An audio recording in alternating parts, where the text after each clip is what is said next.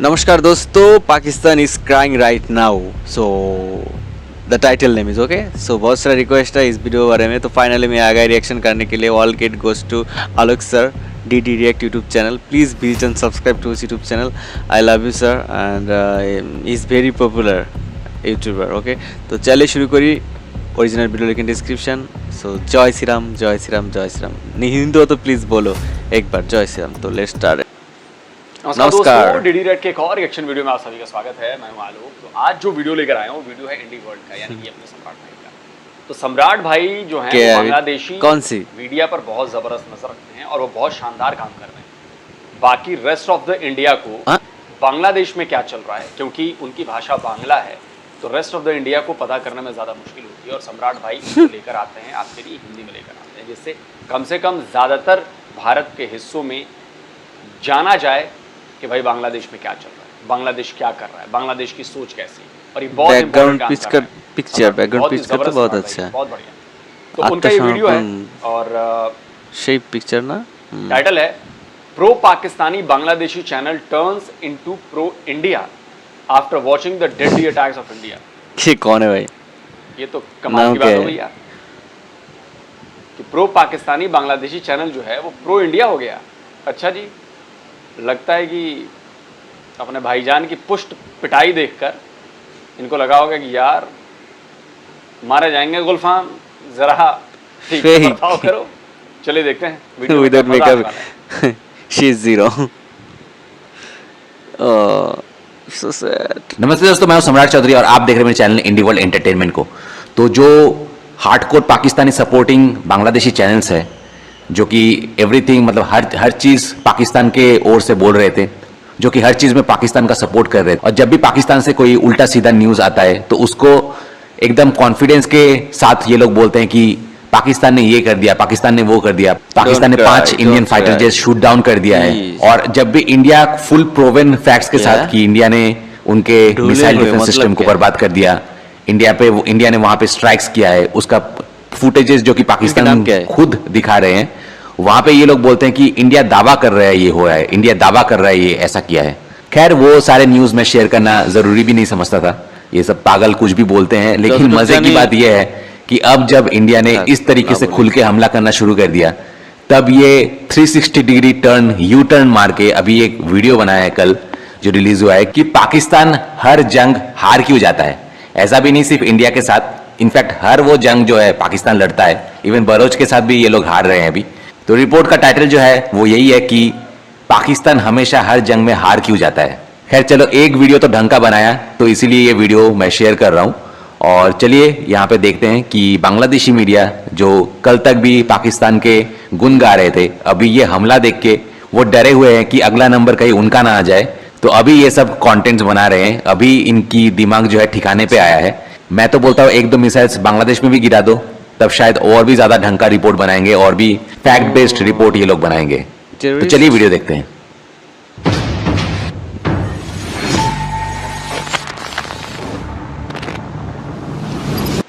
पाकिस्तान के युद्धों का इतिहास लंबा और जटिल रहा है, लेकिन एक महत्वपूर्ण प्रश्न बार बार सामने आता है, आखिर पाकिस्तान अपने लगभग सभी युद्धों में पराजित क्यों हुआ है? अकॉर्डिंग टू एक्सपर्ट्स, पाकिस्तान की युद्ध पराजयों के पीछे कई जटिल कारण हैं। इन कारणों का पॉलिटिकल, मिलिट्री और स्ट्रेटेजिक पर्सपेक्टिव से विश्लेषण करते हुए हमारी सहयोगी इश्तिक हुसैन आपको विस्तार से जानकारी दे रही हैं। एक मिनट, इन हरामखोरों की जुर्रत देखो। यहाँ पे शिलीगुड़ी कॉरिडोर को इन्होंने पूरा बांग्लादेश दिखाया, और बांग्लादेश और पाकिस्तान नाम की जैसे ही मैप पर मेरी नजर पड़ी ना, तो पहली चीज यही गई कि बांग्लादेशियों, ये जो तुम मैप गलत दिखा रहे हो ना, तुम्हारा मैप बदलने वाला है। तुम्हारा मैप भी बदल जाएगा, चिंता मत करो, ज्यादा टाइम नहीं लगेगा, तुम्हारा मैप बदल जाएगा। और ये हिमाकत करनी बंद कर दो बांग्लादेशियों, बंद कर दो। और पाकिस्तान का कलर एक जैसा रखा है, तो इनसे आपको पता चलता है कि इनकी मेंटेलिटी क्या है और आने वाले टाइम में किस टाइप के सरदर्द बन सकते हैं। इनकी जस्ट मैप से जो है इनकी मेंटेलिटी पता चलती है। मैं तो कहता हूं ये सुनहरा मौका है, ये बांग्लादेश के सेम कलर में रंग रहे हैं ना, तो हम भी इनको खून के लाल रंग से रंग देते हैं अभी। ये बांग्लादेशी कमीने बहुत दिनों से उछल कूद कर रहे हैं और ऐसे मैप बना रहे हैं, इनको मारने की बहुत ज्यादा जरूरत है। ভারতবর্ষ বিভক্তের পর भारत के विभाजन के बाद जब 1947 में पाकिस्तान ने स्वतंत्रता प्राप्त की तो देश का पहला युद्ध इंडियन सब कॉन्टिनेंट के कश्मीर क्षेत्र में हुआ। उस समय कश्मीर की मुस्लिम बहुल आबादी के बांग्लादेशियों, अभी तक तो मैं चैलेंज करता था पाकिस्तानियों को, कंगलुओं तुमको भी चैलेंज है अगर तुमने साबित कर दिया, और बांग्लादेश की पूरी मीडिया को चैलेंज है मेरा, अगर तुम एक बाप की औलाद हो, बांग्लादेश के मीडिया के लिए कह रहा हूं, पत्रकारों सुन रहे हो ना मेरी बातें, साबित कर दो कि पाकिस्तान को इंडिपेंडेंस मिली थी। मुझे वो डॉक्यूमेंट दिखा दो जिसमें डॉक्यूमेंट लिखा गया हो कि Pakistan got independence from the Britishers. एक डॉक्यूमेंट दिखा दो। पाकिस्तान पैदा हुआ था, पाकिस्तान बनाया गया था। 15 अगस्त 1947 से पहले पाकिस्तान नाम का कोई देश इस धरती पर मौजूद नहीं था, समझे? तो पाकिस्तान इंडिपेंडेंट नहीं हुआ, पाकिस्तान क्रिएटेड हुआ। तुम भी क्रिएटेड हुए, तुम भी इंडिपेंडेंट नहीं हुए।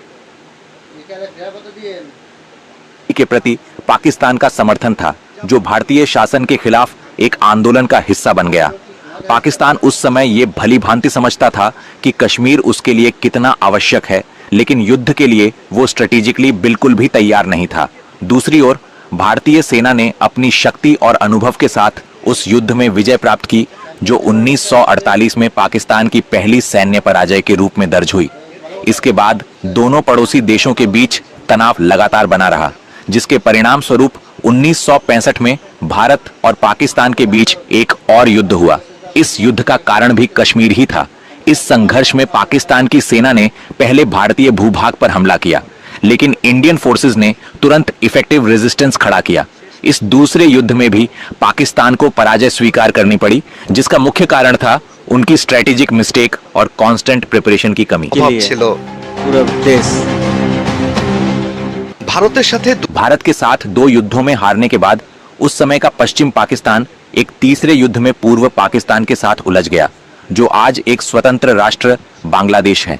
1971 में पूर्व नाम पाकिस्तान ने अपनी स्वतंत्रता की मांग की और भारत ने इस मांग का समर्थन किया। पाकिस्तानी सेनाओं के खिलाफ बांग्लादेश के मुक्ति सेनानियों ने पूरे 9 महीनों तक कठोर संघर्ष जारी रखा और पाकिस्तान को पूरी तरह से पराजित कर दिया गया।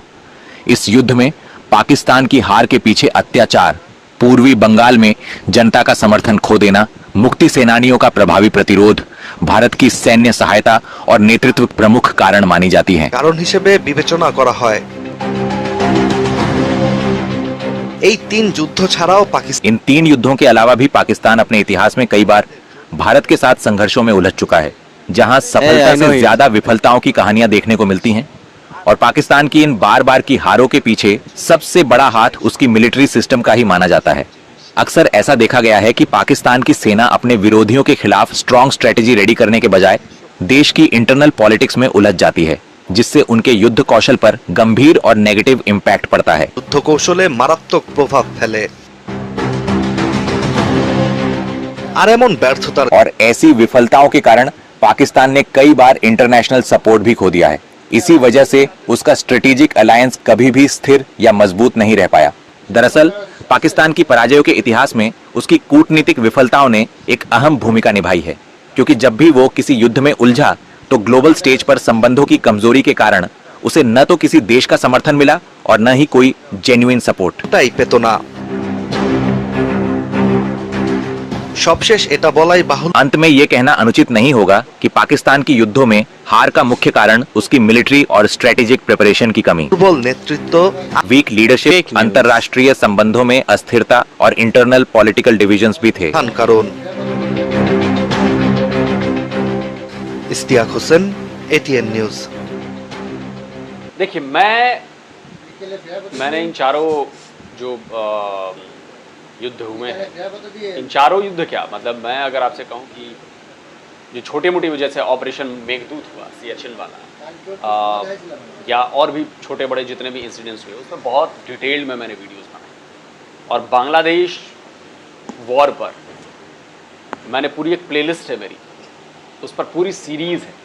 तो मैं बांग्लादेश के लोगों से भी अपील करना चाहूँगा कि आप वो पूरी सीरीज जाकर देखें मेरे चैनल डिफेंस डिटेक्टिव पर, और पाकिस्तानियों से भी कहूँगा कि जाकर आप देखें।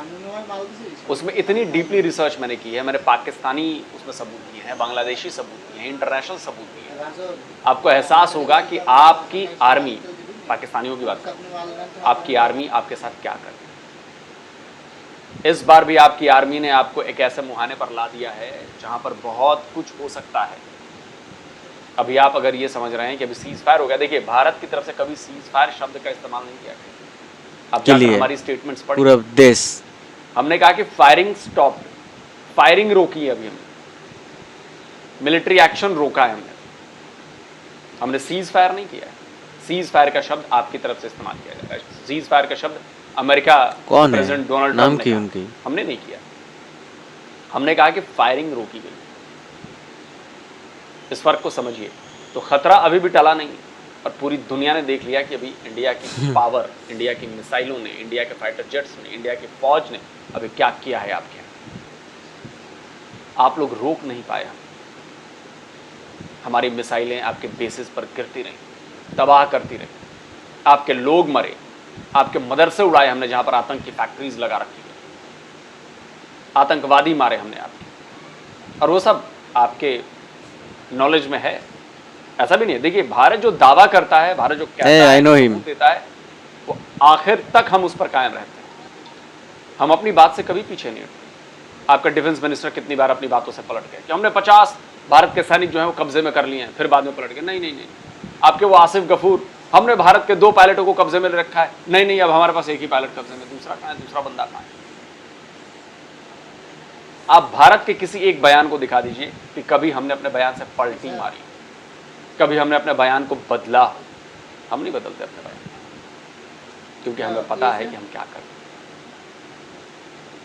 तो हमने इस बार आपकी जबरदस्त ठुकाई की, और पूरी दुनिया ने देखा कि एक न्यूक्लियर आर्म कंट्री पर दूसरी न्यूक्लियर आर्म कंट्री ने क्या बेतहाशा बम बरसाए, क्या बेतहाशा मिसाइलें मारी, और किस तरह से इनके एयर बेसेस जल रहे थे, आग लग रहे थे, धुआं उठा हुआ।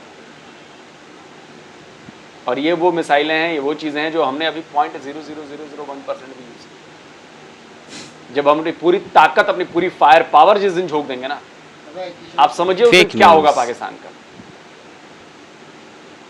रोक नहीं पाएंगे आप, हमने बोला ना, रोक नहीं पाएंगे आप। आपके एयर डिफेंस सिस्टम चाइनीज हैं और वो सारे बकवास साबित हो गए। देख लिया आपने, एक मिसाइल नहीं रोक पाए आप।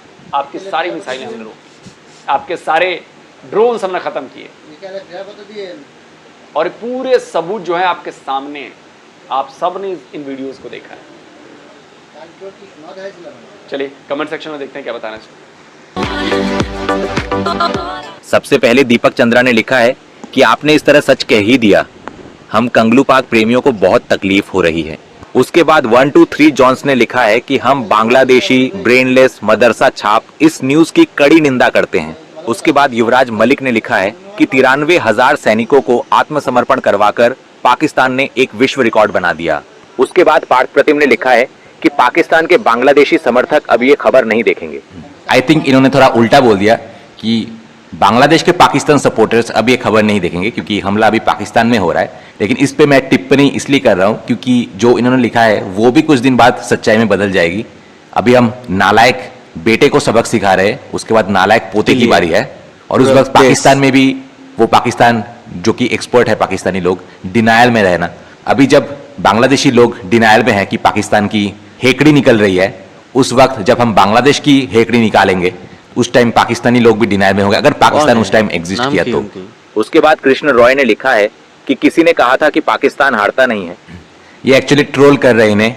एक्चुअली यही न्यूज चैनल था जिन्होंने एक रिपोर्ट बनाया था कि पाकिस्तान इंडिया से नहीं हारेगा क्योंकि पाकिस्तान कभी हारता नहीं है।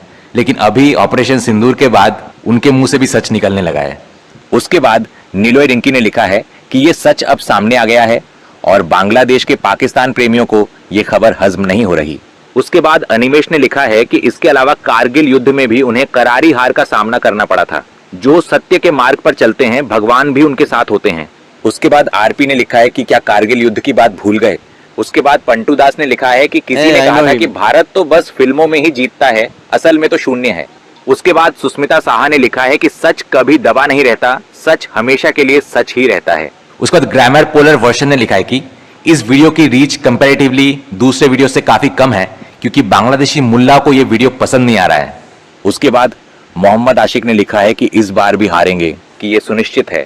उसके बाद सुबीर अधिकारी ने लिखा है कि किसी ने कहा था कि भारत पाकिस्तान से डरता है, अब उन मदरसा छाप पाकिस्तान प्रेमियों को कहां देख रहा हूं। उसके बाद वाई नॉट यू ने लिखा है कि अफसोस, अब बांग्लादेश पाकिस्तान को पसंद करता है। उसके बाद हृदय रॉय ने लिखा है कि इतने दिनों बाद बांग्लादेश के जर्नलिस्ट ने सच को एक्सपोज्ड किया, अल्हम्दुलिल्लाह। उसके बाद एक्स्ट्रॉर्डिनरी ने लिखा है कि वो पाकिस्तान जो आज तक भारत के साथ जीत नहीं सका, अब युद्ध करने की बात करता है। उसके बाद ऑथेंटिक फोनोग्राफी ने लिखा है कि मुख्य कारण धर्म की विजय और अधर्म की पराजय है। उसके बाद हकदका ने लिखा है कि युद्ध में विजय प्राप्त करने के लिए बहुत इंटेलिजेंस और पेशेंस की आवश्यकता होती है और ये दोनों चीजें पाकिस्तान के पास नहीं है। उसके बाद सोबर बापोन ने लिखा है कि पाकिस्तान मुर्दाबाद। उसके बाद प्रियो ने लिखा है कि क्या ये सच है या झूठ, मैं तो कंफ्यूज हो गया हूं। इतने दिनों तक तो बांग्लादेश के लोग कहते थे कि भारत ने कभी कोई युद्ध नहीं जीता, वे कहते थे कि केवल फिल्मों में ही भारत जीतता है। अब तो पूरी कहानी उलट गई है। अभी समय रहते माफी मांग लें, वरना 2 दिन बाद आपकी गर्दन पर सिर नहीं रहेगा। उसके बाद शोभन चकमा ने लिखा है कि पाकिस्तान पराजय का दूसरा नाम है। उसके बाद इनक्रेडिबल एंड ट्रू ने लिखा है कि जो खुद ही सही रास्ते पर नहीं है वे कैसे जीत सकते हैं, जो अपने ही साथ अन्याय करते हैं वे कैसे जीत सकते हैं, जो आतंक फैलाते हैं वे आखिर सोचते क्या हैं कि वे जीत जाएंगे।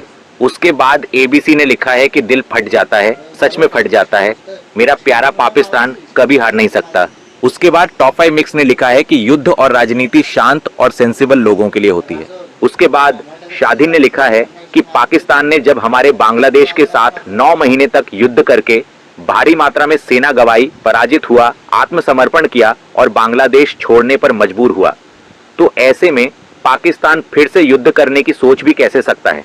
उसके बाद जॉय विश्वास ने लिखा है कि जो केवल अल्लाह पर भरोसा करके रहते हैं वे हर युद्ध में हार जाते हैं।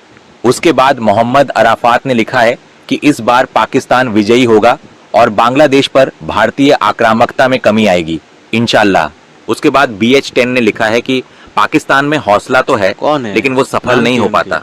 उसके बाद प्रोसेनजीत ने लिखा है कि अगर बांग्लादेश मीडिया सक्रिय होती तो भिखारिस्तान हारता नहीं। उसके बाद रजीबुल इस्लाम ने लिखा है कि हम चाहे जितनी भी बातें करें, भारत एक बड़ी मिलिट्री पावर है, उसका सैन्य बजट और सैनिकों की संख्या पाकिस्तान की तुलना में कहीं अधिक है। चलिए, आखिर में किसी ने तो सच माना और ये बांग्लादेशी भी जानते हैं। बेसिकली बांग्लादेशियों की भी दिक्कत वही है जो इस्लामिक फंडामेंटलिस्ट की दिक्कत होती है। जो पाकिस्तान है, ये जितने भी इस्लामिक रेडिकल लोग होते हैं, इनको लगता है कि हमारे सामने कोई टिक ही नहीं पाएगा, हमारे पास तो ऐसी रूहानी ताकत है, हमारे पास पता नहीं किस चीज़ की ताकत है और ये है और वो है, हमारे सामने कोई टिक ही नहीं पाएगा। भूल जाते हैं बेटा इंसान तुम भी हो, बेटा इंसान बाकी भी, और तुम उनसे कोई स्पेशल अलग नहीं हो। जब लड़ाई होती है तो बात इंटेलिजेंस की आ जाती है, और जब बात इंटेलिजेंस से आती है, जब दिमाग से काम होता है तो उसके सामने ताकत काम नहीं आती। जब दिमाग और ताकत का सही समन्वय होता है तभी नतीजे अच्छे मिलते हैं। और भारत के पास दिमाग भी है, भारत के पास ताकत भी है, और भारत एक जिम्मेदार देश है, ना वो बांग्लादेश है ना वो पाकिस्तान। अभी तुम लोग चुन्नू मुन्नू बच्चे हो यार, हाथी से टकराओगे कुचले जाओगे। पाकिस्तान कुचला जा रहा है ना। अभी आप आने वाले 6 महीने साल भर में देखिएगा पाकिस्तान में क्या हाल है। मैं फिर कहता हूं FATF के लिए तैयार रहिए, FATF के लिए तैयार रहिए, और भी सैंक्शंस के लिए तैयार रहिए। और रही सही कसर तो जो बैकडोर से भी आपके पास बिजनेस जा रहा था वो भी अभी खत्म होगा। फेक न्यूज, बैकडोर से जो बिजनेस जा रहा था वो भी खत्म होने वाला। और उसके बाद बारी है बांग्लादेशियों। आप बांग्लादेशियों के लिए हमें लड़ाई लड़ने की जरूरत नहीं, बांग्लादेशियों के लिए हमें लड़ाई लड़ने की जरूरत नहीं। बांग्लादेशियों को उनकी औकात याद दिलाने के लिए हमें बस कुछ चीज़ें बंद करें, और वो हम बंद करेंगे। उसके बाद फिर देखते हैं कि कौन सा चीन तुम्हारी मदद को आता है, कौन सा चीन तुम्हें चावल खिलाता है। मज़े करना तुम लोग, और जब बाप बाप चिल्लाओगे तो दादाजी आएंगे नहीं तुम्हें बचाने।